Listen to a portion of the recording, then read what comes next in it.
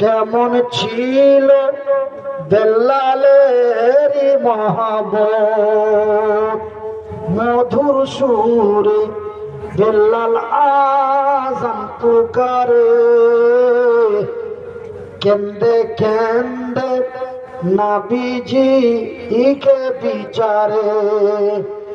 কেন্দো না বেল্লাল তুমি কেন্দো না, এ দুনিয়ায় আমার দেখা পাইবা না। পাইবা পাইবা পাইবা পাইবা বেল্লাল রে,